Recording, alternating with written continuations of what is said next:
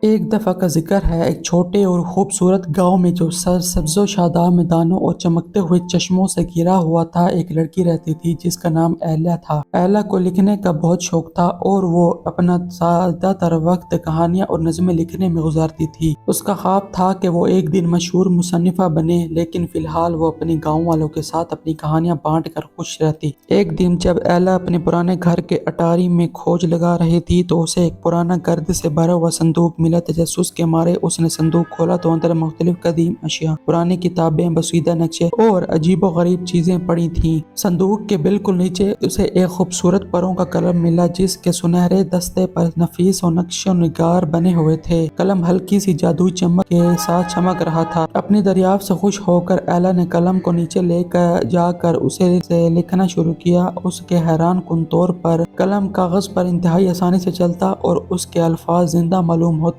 جب وہ لکھتی تو اس کی کہانیوں کے کردار ایسے محسوس ہوتے جیسے وہ واقعی موجود ہوں۔ ایلا بے حد خوش تھی، اس نے کبھی ایسا تجربہ نہیں کیا تھا۔ اس شام ایلا آتش دان کے پاس بیٹھ کر ایک بہادر شہزادے کی کہانی لکھ رہی تھی جو پوشیدہ خزانہ تلاش کرنے کے لیے نکلا تھا۔ جیسے ہی وہ لکھتی گئی، شہزادے کی مہم جوئی اس کی آنکھوں کے سامنے گزرنے لگی۔ اس نے دیکھا کہ شہزادہ خوفناک ڈریگنوں سے لڑ رہا ہے، قدیم پہیلیوں کو حل کر رہا ہے اور خفیہ غاروں کی تلاش میں ہے۔ جادوئی قلم نے اس کہانیوں کو اتنا جاندار اور جادوئی بنا دیا جتنا اس نے کبھی سوچا بھی نہیں تھا۔ جلد ہی گاؤں میں ایلا کی ناقابل یقین کہانیوں کی شہرت پھیل گئی۔ لوگ اس کے ارد گرد جمع ہونے لگے، حیرانی سے اس کی جادوئی کہانیاں سنتے رہے۔ ایلا خوش تھی کہ وہ اپنے گاؤں والوں کو اتنی خوشی دے رہی تھی، لیکن جیسے جیسے وقت گزرتا گیا اس نے محسوس کیا کہ قلم کی جادوئی طاقت کے ساتھ ایک عجیب اثر ہو رہا ہے۔ اس کی کہانیوں کے کردار گاؤں میں ظاہر ہونے لگے جس سے گاؤں میں خوشی اور کچھ حد تک افراتفری مچ گئی۔ ایک دن ایلا کی کہانیوں میں سے ایک شرارتی پری گاؤں میں آ گئی اور لوگوں کے ساتھ مذاق کرنے لگی۔ وہ پری جادوئی گرد چھڑکتی تھی جس سے اشیاء ہوا میں معلق ہو جاتی اور جانور بات کرنے لگتے۔ اگرچہ شروع میں یہ مزیدار تھا، لیکن جلد ہی پری کی شرارتیں پریشان کن ہونے لگیں اور گاؤں والے فکر مند ہو گئے۔ ایلا نے محسوس کیا کہ قلم کا جادو قابو سے باہر ہو رہا ہے۔ اسے جلد از جلد اس مسئلے کا حل نکالنا تھا۔ حالات کو درست کرنے کے لیے ایلا نے ایک نئی کہانی لکھنے کا فیصلہ کیا جس میں ایک عقل مند جادوگر تھا جو جادوئی مخلوقات کو کنٹرول کر سکتا تھا اور امن بحال کر سکتا تھا۔ ایلا جادوئی قلم کے ساتھ بیٹھ گئی اور ایک جادوگر کی کہانی لکھنے لگی جو جادوئی مخلوق کو کنٹرول کر سکتا تھا اور امن بحال کر سکتا تھا۔ جیسے ہی وہ لکھتی گئی، جادوگر اس کی کہانی کے صفحات سے نکل کر سامنے آ گیا۔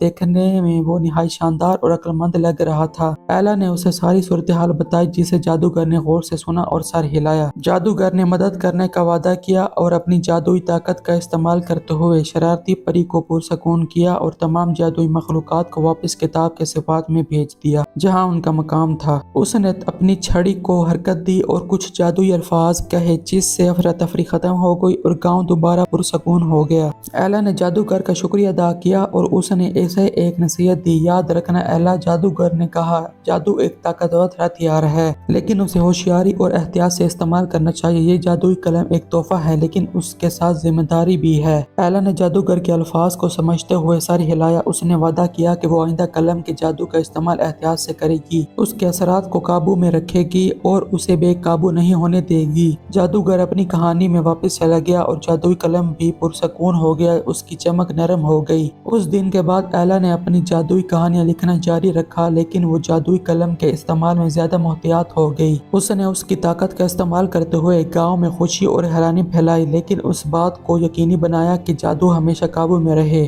گاؤں والے اس کی کہانیاں سن کر خوش ہوتے رہے اور ایلا کی شہرت بطور کہانی کو بگڑ گئی۔